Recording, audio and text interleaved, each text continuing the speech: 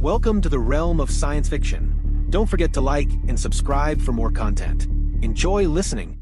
Patrick Fox had recently moved into his new home, but from the very first night, strange noises echoed through the walls.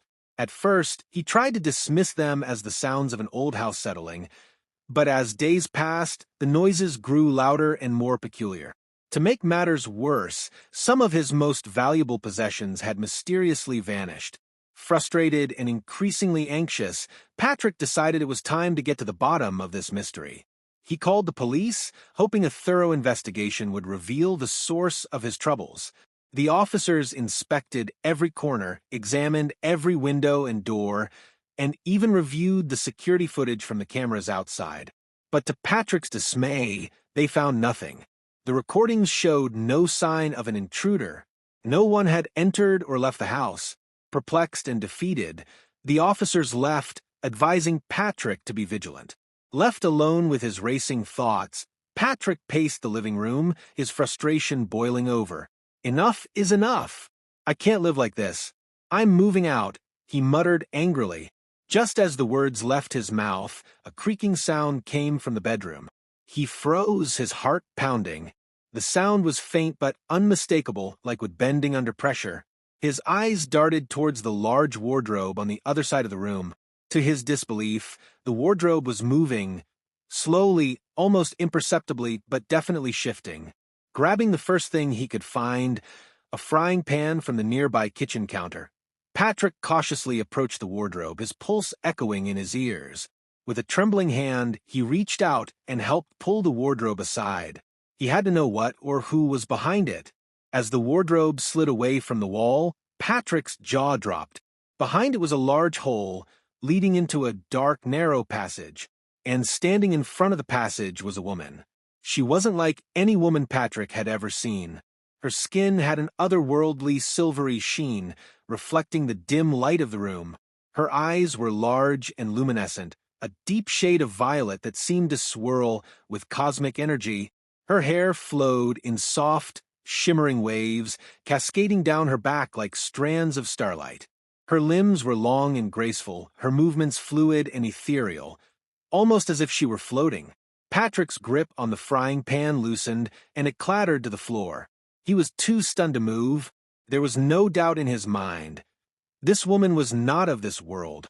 Her gaze met his, and she spoke in a soft, melodic voice that seemed to echo through the room. "I am bound to you. I am drawn to you. Do not leave this place." Patrick's shock was replaced by a surge of curiosity. Who are you?" he stammered. She hesitated for a moment, her violet eyes flickering with uncertainty. "My name is Lyra," she said softly. "I don't know how to behave in your world, but I never meant to frighten you. I just wanted to know you." Patrick could see the sincerity in her expression. "Why did you follow me?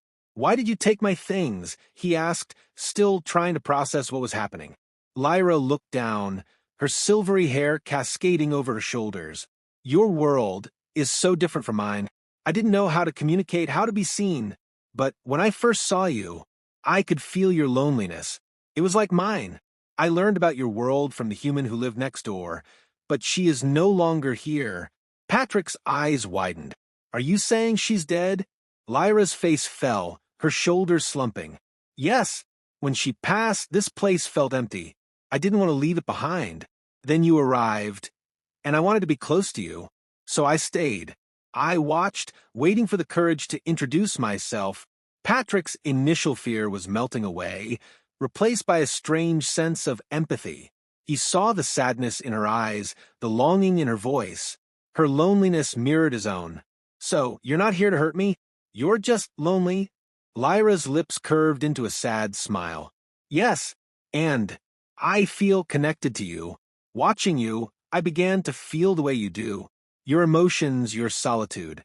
It was as if I was living through you." Patrick glanced at the frying pan on the floor and laughed nervously. "So, are you going to keep scaring me, or?" he teased, trying to lighten the mood. Lyra's face softened, her eyes sparkling with amusement. "No. If you let me stay, I just want to learn about this world. With you." Patrick hesitated, his mind racing. He had always been alone, struggling to find meaningful connections. Yet here was something, who understood his loneliness, who shared his isolation. Even if she was from another world, she wanted to be with him. "Well, I suppose you could start by telling me about your world," he said, gesturing towards the couch. Lyra's face brightened, and she gracefully floated over to the couch, sitting beside him. They talked for hours, their laughter echoing through the house. As days passed, they grew closer. Lyra was curious, always asking questions about Earth and human customs. Her touch was gentle, her presence comforting. She would sit beside Patrick, her delicate fingers occasionally brushing his arm, sending shivers down his spine. Her laugh was like music, her smile enchanting. Patrick found himself captivated by her. One evening, as she softly massaged his shoulders, her fingers warm and soothing, she whispered, "Being with you is the most beautiful feeling I've ever known." Patrick felt his heart race. Her touch was electric, her closeness intoxicating. He had never felt so alive, but their happiness was short-lived. One day, the doorbell rang.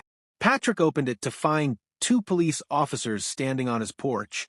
"Mr. Fox, we're just following up on the burglary reports. Any new developments?" one of them asked. Patrick's heart skipped a beat. His eyes flicked to the living room, where Lyra was hiding behind the couch. Forcing a smile, he shook his head. "No, everything's been fine. I think I was just paranoid from moving stress." After the police left, Lyra emerged, her face pale with fear. "They'll find out. They'll take me away," she whispered, her voice trembling. Patrick pulled her into his arms. "I won't let that happen. I'll protect you," he vowed. That night, they found solace in each other's arms. Lyra's fears melted away as they held each other close, their hearts beating in unison. It was a night filled with warmth, passion, and unspoken promises. But when morning came, Lyra was gone. In her place was a note. "My dearest Patrick, I can't stay. It's too dangerous for both of us, but I will never forget you. If you ever want to find me, here is my address, Interstellar Gateway 42, Orion Constellation. I will always love you, Lyra." Years later, Patrick used advanced space technology to travel to Orion. There, among the stars, he found Lyra waiting for him. She stood beneath a sky unlike anything he had ever seen on Earth. Swirls of vibrant purples and blues danced together, illuminated by distant celestial bodies. Her silver hair glistened under the cosmic light, her eyes reflecting the vast universe around them.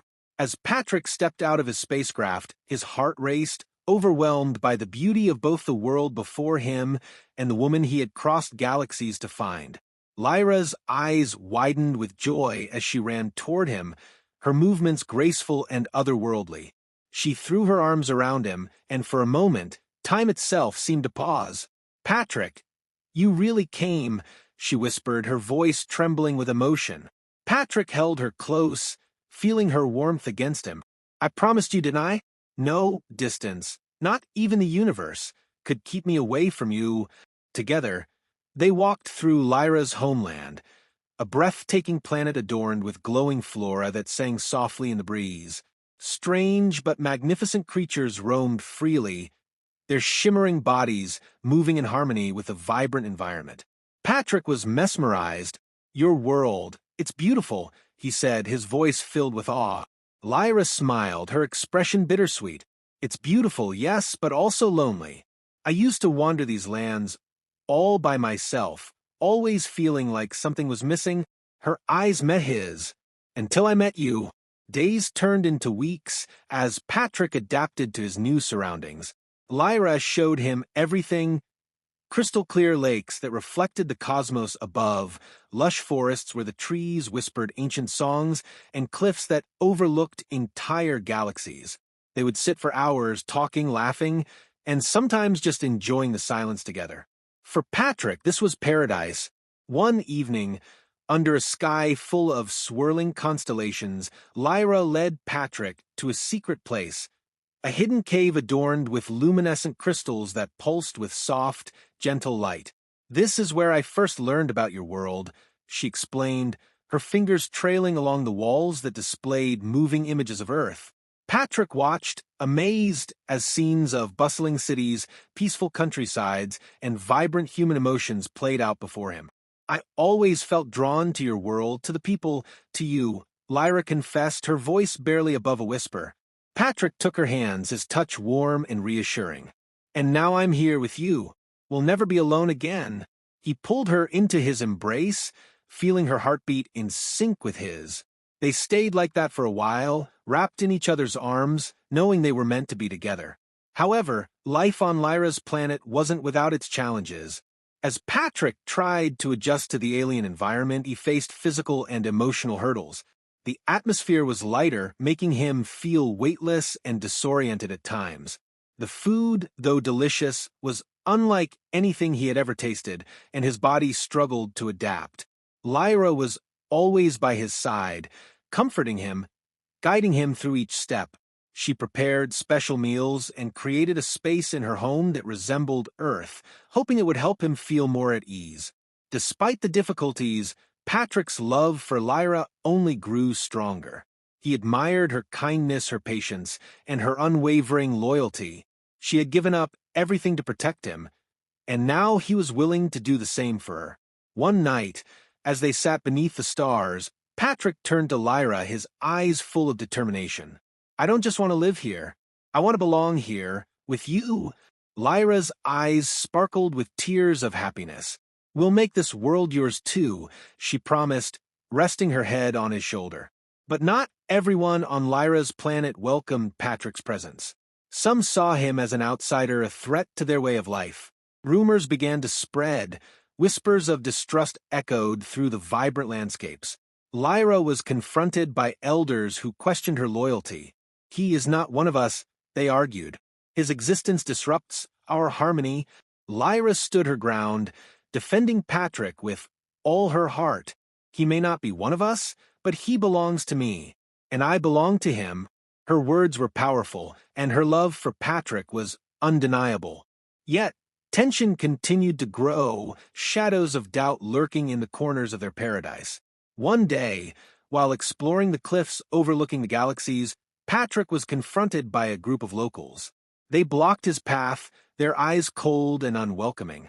You don't belong here, Earthling, one of them hissed. You've disrupted our balance. Go back to where you came from. Patrick's heart raced, but he stood his ground. I'm here because I love Lyra. I'm not leaving her, not now, not ever. His voice was firm, unwavering. Just as the situation grew tense, Lyra appeared, her presence commanding respect. If you want him to leave, then you'll have to force me to leave too, she declared, standing protectively by Patrick's side. The locals looked at each other, unsure of how to respond. They respected Lyra deeply, and her loyalty to Patrick was undeniable. Slowly, they backed away, realizing that their fight was futile. Lyra took Patrick's hand, leading him away from the conflict. I won't let anyone take you from me, she whispered, her grip tightening. Their love continued to grow, stronger than ever. Together, they faced every challenge, every obstacle. They learned to navigate the complexities of Lyra's world, building a life filled with joy and adventure. Patrick became accepted by the community not just because of Lyra's influence, but because he proved himself through his kindness and determination. Years passed, and Patrick no longer felt like an outsider. He had made Lyra's world his own, learning its customs, embracing its beauty, and building a future with the woman he loved. They stood together, hand in hand on the cliffs overlooking the galaxies. I used to think Earth was my home, Patrick confessed, his voice soft. But my home is wherever you are. Lyra's eyes shimmered with tears of happiness. And mine is with you, she replied, her voice full of love. They kissed under the cosmic sky, surrounded by the beauty of a world that once felt foreign, but was now the place they belonged. Together, they faced the universe, knowing that nothing could separate them, not space, not time, not even the boundaries of different worlds. They had defied the odds, bridged the gap between two species, and built a love that would echo through the stars for eternity. Patrick and Lyra lived their lives on that distant planet, surrounded by the wonders of the cosmos and the warmth of each other's embrace. And as they grew old together, their love story became a legend, whispered among the stars, a tale of an earthling who crossed the universe for love and the alien woman who made his heart her home.